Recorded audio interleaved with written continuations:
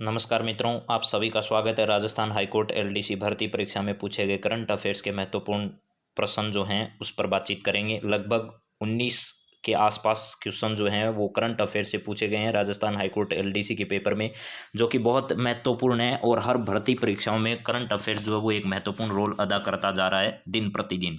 तो चलिए बात करते हैं कैसे सवाल आते हैं। अक्सर मैंने ये देखा है कि हर भर्ती परीक्षा से कोई सी भी बोर्ड का आयोजन हो, करंट अफेयर से इसी तरीके के सवाल आते हैं। बहुत ज़्यादा हार्ड, कोई रॉकेट साइंस ऐसे सवाल यहाँ नहीं पूछे जाते हैं।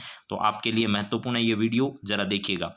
आपको अब जो हो चुका है उसके बारे में सोचने की ज़रूरत नहीं है, लेकिन आगामी जो परीक्षाएं आपकी होगी उसमें आपको इस वीडियो के माध्यम से बहुत कुछ सीखने को मिलेगा, इस बात की मेरी गारंटी है। तो चलिए शुरुआत करते हैं। आपके सामने पहला जो पॉइंट है उसी को लेकर मैं आगे बढ़ रहा हूं। तो सबसे पहले देखिए मेरे मित्रों, आपके सामने पहला जो सवाल है वो मीराबाई चानू ने निम्न में से किस खेल में टोक्यो ओलंपिक में रजत पदक हासिल किया, यह है आपको बताना है। तो इसका सही जवाब आप लोगों ने सही लगाया होगा, मैंने ये सब पढ़ाए हैं। तो भारोत्तोलन जो है वो इसका सही जवाब है। क्या है? भारोत्तोलन जो है इसमें इन्होंने पदक जीता। तो ये आपका इसमें सही जवाब बन रहा है और आपने इसको एकदम सही किया होगा। यहाँ पर भाला फेंक से नीरज चोपड़ा का संबंध है, राजस्थान के देवेंद्र झाझड़िया का भी संबंध इसी से है, और बॉक्सिंग से जो है वो भी आपको पता होना चाहिए, बोरगोहे का संबंध है। तो यहाँ पर भारोत्तोलन इस सवाल का सही जवाब था मेरे मित्रों। इसी तरीके के सवाल हर परीक्षा में पूछे गए हैं। और शूटिंग से जो राजस्थान की रहने वाली अवनी है, इससे पहले जो परीक्षा हुई उसमें अवनी लेखरा पर बहुत सारे सवाल पूछे गए और आगामी राजस्थान परीक्षाओं में भी पूछे जाएंगे। अवनी लेखरा जो है उसका बहुत महत्वपूर्ण रोल है। राजस्थान में बेटी बचाओ बेटी पढ़ाओ जो अभियान है उसकी ब्रांड एम्बेसडर भी राजस्थान में बनाई गई है, वो भी आपसे पूछा जाएगा आगामी परीक्षाओं में।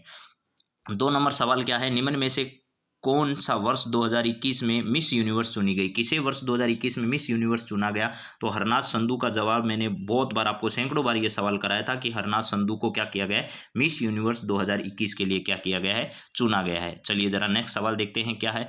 यहाँ पर है, हाल ही में प्रधानमंत्री द्वारा निम्न में से किसकी मूर्ति का अनावरण केदारनाथ में किया गया? हैदराबाद और केदारनाथ जो है वो दोनों जगह इंपॉर्टेंट है। एक तो हैदराबाद है, एक क्या है, केदारनाथ है, एक आपका कौन सा है, अहमदाबाद जो है, या फिर ऐसे कह सकते हो केवड़िया वाली जो जगह है, सरदार पटेल की प्रतिमा जहां अनावरित की गई वो जगह इंपॉर्टेंट है। राजस्थान के पाली जिले में स्टेच्यू ऑफ जो पीस है उसकी जो स्थापना की गई थी वो भी आपके लिए इंपॉर्टेंट है। स्टेच्यू ऑफ इक्वलिटी हैदराबाद में, स्टेच्यू ऑफ पीस कहाँ पर, पाली जिले में राजस्थान में। इसके अलावा स्टेच्यू ऑफ यूनिटी गुजरात में केवड़िया में जिसकी स्थापना की गई थी, जिसे पटेल नगर के नाम से भी जाना जाएगा अब आने वाले दिनों में। तो केदारनाथ की प्रतिमा का अनावरण, स्वामी जो केदारनाथ है वहां पर किसकी प्रतिमा का अनावरण किया गया था, यह आपको बताना है। तो यह जो प्रतिमा थी वो आदि शंकराचार्य की थी। मैंने आपको वाकायदा जब पैनल पर क्लास होती थी उस समय वाकायदा फोटो दिखाकर ये क्लास में आपको कवर कराया था। तो आदि शंकराचार्य आपके लिए इंपॉर्टेंट है। चलिए अब जरा नेक्स्ट सवाल पर बढ़ते हैं, अगले सवाल की ओर देखते हैं क्या है हमारा अगला सवाल। ये है, पेगासस क्या है, कितनी बार कितना चर्चा में है? संसद भवन से लेकर के सड़कों तक ये पेगासस जो है वो पीछा नहीं छोड़ रहा था। तो पेगासस पर सबसे ज्यादा बातचीत हुई और सबसे ज्यादा जो है वो चर्चा का मुद्दा रहा। हूबहू आपको सवाल मैंने ऐसा का ऐसा बताया था, निम्न में से पेगासस क्या है। जो मेरी रेगुलर क्लास ले रहे हैं उन मित्रों को ये पक्का पता होगा कि मैंने वाकायदा यही सवाल बनाया था कि निम्न में से पेगासस क्या है। तो उसमें आपको ध्यान रखना है, पेगासस एक सॉफ्टवेयर है और एक जासूसी सॉफ्टवेयर है जो किस देश का, इजराइल जो है, इस इजराइल देश से संबंध है इसका। इजराइल जो है इस इजराइल देश से इसका संबंध है, जो एक जासूसी सॉफ्टवेयर है, ये ध्यान रखना है। चलिए मित्रों अगले सवाल पर बढ़ते हैं। अगला सवाल क्या है, वर्तमान में भारत के उच्चतम न्यायालय के मुख्य न्यायाधिपति या न्यायाधीश कौन है? तो आपको ध्यान रखना है, हमारे वर्तमान में एन.वी. रमन्ना साहब जो हैं, ये हमारे क्या हैं, एन.वी. रमन्ना साहब। पिछले दिनों राष्ट्रपति जी से भी इन्होंने मुलाकात की थी और खूब चर्चा में आते रहते हैं एन.वी. रमन्ना साहब, क्योंकि अपने अच्छे स्वभाव की वजह से, अपने अच्छे कार्यों की वजह से न्यायमूर्ति एन.वी. रमन्ना साहब लगातार चर्चा में रहते हैं। तो आपको ध्यान रखना है एन.वी. रमन्ना का। रंजन गोगोई साहब जो हैं, इन रंजन गोगोई साहब को क्या कर दिया है भैया, राज्यसभा में भेज दिया गया, सरकार के द्वारा राज्यसभा में भेज दिया गया। और प्रसिद्ध राम मंदिर का जो मुद्दा था, राम मंदिर, उस राम मंदिर मुद्दे का फैसला जो है वो भी किसने दिया था? तो ये भी किसके द्वारा दिया गया था? तो रंजन गोगोई साहब के दिया गया था। और यूयू ललित पर सवाल आया, मैंने पैनल पर जब क्लास ली तो आपको पढ़ाया था, ये सवाल तौर पर आगामी परीक्षाओं में पूछा जाएगा।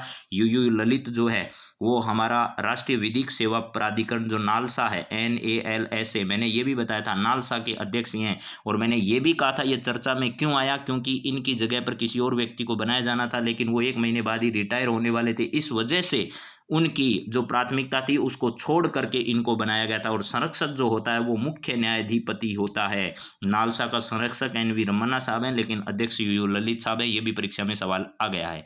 चलिए अगला सवाल देखिए मित्रों क्या है, वर्तमान में नीति आयोग के अध्यक्ष कौन है। तो नीति आयोग के अध्यक्ष उपाध्यक्ष पर तो हमारी इतनी चर्चा क्लास में हुई है कि आप लोगों को अब सब कुछ याद हो गया होगा। नरेंद्र मोदी इसके अध्यक्ष हैं। और आपको ये भी बताया था मैंने कि राजीव कुमार को जरूर ध्यान रखना भैया, राजीव कुमार, अमिताभ कांत, राजीव कुमार और एक कौन है, अमिताभ कांत, इन सबको याद रखना, अमिताभ कांत को, ठीक है। प्लस इसके साथ साथ एक है हमारे अरविंद पनगड़िया, अरविंद पनगड़िया साहब जो है, अरविंद पनगड़िया, इनका नाम भी जरूर ध्यान रखना। ये सारे नाम परीक्षा की दृष्टि से महत्वपूर्ण है। राजीव कुमार वर्तमान में उपाध्यक्ष के पद पर हैं। पहले उपाध्यक्ष अरविंद जो हैं वो पनगड़िया थे। अमिताभ कांत इसके CEO हैं। शक्तिकांत दास RBI के गवर्नर, और निर्मला सीतारमण वित्त मंत्री, और अजीत डोभाल जो हैं वो NSA हैं। चलिए नेक्स्ट सवाल जरा देखिए मित्रों क्या है। इसी तरीके के सवाल आ रहे हैं हर परीक्षा में। कोरोना संक्रमण की जांच के लिए RT-PCR से क्या मतलब है, RT-PCR कितनी बार आपको पढ़ाया गया था पॉलीमरेज चेन रिएक्शन के बारे में। तो यहाँ पर क्या है जरा देखिए, reverse transcription polymerase chain reaction है, या फिर reverse transformation polymerase chain reaction है, या रिजर्व ट्रांसक्रिप्शन पॉलीमरेज। यहाँ थोड़ा सा इसमें मिस्टेक हो गया है, ऑप्शन में लिखते वक्त टाइपिंग का जो है वो एरर आ गया थोड़ा सा, लेकिन कोई बात नहीं है। आप लोगों को ये पता नहीं रहना चाहिए कि reverse transcription polymerase chain reaction एकदम सही है, कोई दिक्कत नहीं है। Reverse transcription polymerase chain reaction, ये चेन थोड़ा अलग लिखा हुआ था, बाकी कोई दिक्कत नहीं है, बाकी एकदम सही है। Reverse transcription polymerase chain reaction इसका सही जवाब होगा। चलिए मित्रों अगला सवाल क्या है जरा देखिए। मैंने आपको जिस अंतिम दिन आपका पेपर था उस दिन की सुबह राजस्थान की करंट अफेयर्स की क्लास में आपको सवाल कराया था, उसमें पूरी जानकारी इसके बारे में मैंने बताई थी। राजस्थान का जो झालावाड़ जिला है, वहाँ झालावाड़ में क्या बन रहा है, पहली प्रतिमा, पूरे देश भर की पहली प्रतिमा राजस्थान के झालावाड़ में इनकी स्थापित की जा रही है। उस वक्त मैंने ये बात बताई थी आपको, और ये सवाल आपका आ गया है।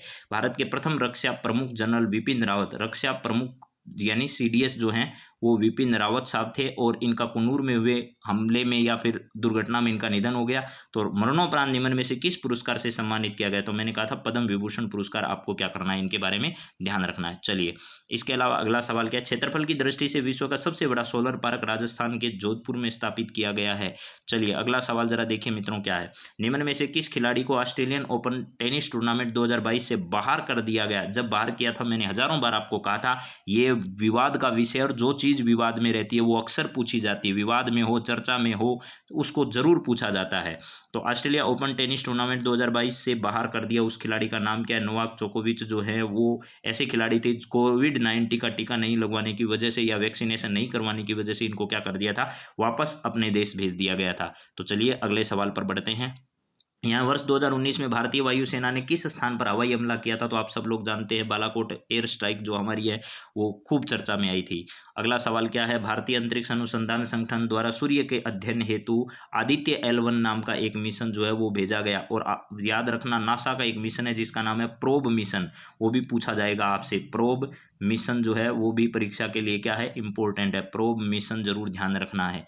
चलिए अब बढ़ते हैं अगले सवाल की ओर। अगला सवाल क्या है जरा देखिए मित्रों, यहाँ है सुर सम्राज्ञी लता मंगेशकर किस वर्ष भारत रत्न से सम्मानित हुई। जिस दिन इनका निधन हुआ मैंने सुबह सुबह आपको क्लास में जब इनके बारे में पढ़ाया था तो सारे पुरस्कार मेरे दोस्त जो थे कमेंट बॉक्स में लिख रहे कि सर ये भी मिला, ये भी मिला।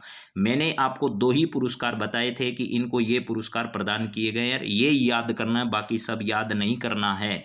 मैंने एक तो कहा था आप लोगों से इनको दिया गया भारत रत्न, उस क्लास को देख लीजिएगा, हूबहू आपको पता चल जाएगा। भारत रत्न याद करना। और मैंने कहा था इनको साहित्य अकादमी पुरस्कार भी मिल चुका है, और कई बार साहित्य अकादमी पुरस्कार। बस याद करो तो ये 2 पुरस्कार याद कर लेना। इनका जन्म इंदौर में हुआ था और निधन इनका कहाँ हुआ, महाराष्ट्र में, मुंबई में इनका निधन हुआ। बस इनके अलावा आपसे कोई बात नहीं पूछी जाएगी। और सवाल पूछा भारत रत्न से पेपर सेटर ने, भारत रत्न इनको 2001 में दिया गया था। ये बात उस दिन की क्लास में आपको विस्तार से मैंने बताई थी। चलिए महत्वपूर्ण ये नहीं है कि बहुत सारा आप कंटेंट याद करें, महत्वपूर्ण ये है जो परीक्षा में पूछा जा सकता है उसको तैयार करें।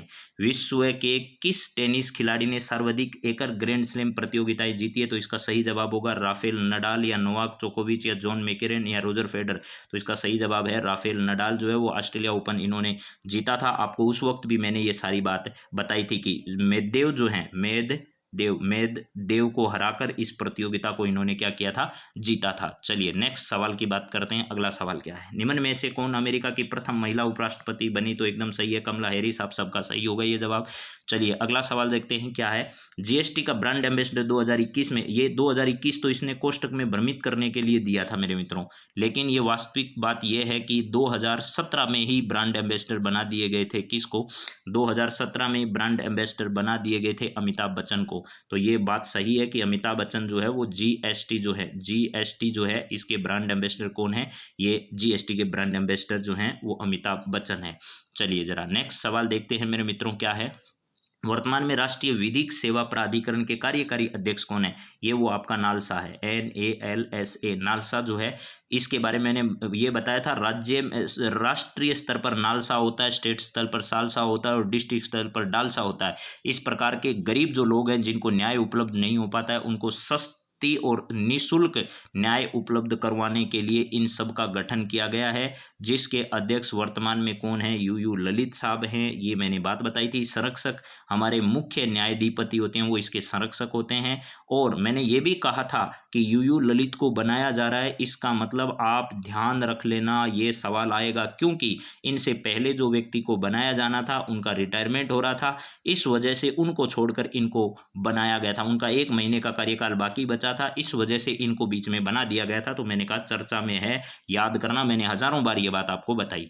चलिए अगला सवाल देखें, उससे पहले ये देख लीजिएगा, आपके सामने मैंने रख दिया है राष्ट्रीय विधिक सेवा प्राधिकरण और नेशनल लीगल सर्विस अथॉरिटी है, ये होम साइट जो उसके ऊपर लिखा गया है न्याय सब के लिए। ये देखिए लोगो इसका है, न्याय सब के लिए यहाँ पर है। और इसके एग्जीक्यूटिव चेयरमैन जो ऑनरेबल जस्टिस जो उदय उमेश ललित जो है, UU ललित का मतलब क्या है? उदय उमेश ललित है, एग्जीक्यूटिव चेयरमैन है ऑनरेबल जस्टिस उदय उमेश ललित, यहाँ पर लिखा गया है ये सब। इनकी फोटो भी आप देख पा रहे होंगे। चलिए यहाँ पर है दृष्टिबाधित व्यक्तियों के लिए RBI द्वारा कौन सा ऐप जारी किया गया? तो इसमें मनी ऐप जो है वो RBI के द्वारा क्या किया गया था? जारी किया गया था, जिसमें इस प्रकार की करेंसी जो है उसकी झंझट बच्चों को नहीं होती और जिनको दिखाई नहीं देता उनके लिए मनी ऐप कारगर साबित हो रहा है। इसके बाद देखिए मेरे मित्रों, मेरे एक दोस्त ने ये भेजा है मुझे, तो देखिए यूट्यूब पर जो है उन्होंने देखकर वीडियो और ये कहा, सर जी आपके पढ़ाई हुए करंट अफेयर्स में से LDC हाईकोर्ट भर्ती में एक सवाल सिर्फ बाहर आया, नीति आयोग का ब्रांड एम्बेसडर कौन है? बाकी सारे सवाल आपके पढ़ाए हुए थे में से ही आए। बहुत बहुत धन्यवाद सर, आपके पढ़ाए हुए से लगातार सवाल आ रहे हैं, तो आप सभी का भी बहुत बहुत धन्यवाद। आप हैं तो हमारा वजूद है, आपके बिना हमारा कोई वजूद नहीं है, ये बात सत्य है, 100% सटीक है। मेरा कोई व्यापक प्रचार प्रसार नहीं है मित्रों, और ना मैं इस प्रकार की कोई चाहत रखता हूं, लेकिन आप सभी के भले के लिए, आप सभी का भविष्य सुनहरा हो, बहुत अच्छा आपको अवसर मिल सके और जीवन में आप आगे बढ़ें, तो फिर कभी जब एक अच्छे मुकाम पर आप पहुंच जाएं तो कभी याद कर पाएं। बस इसी के लिए मैं ये लगातार प्रयास कर रहा हूं। तो आप सभी का बेहद बहुत धन्यवाद। जय हिंद, जय भारत।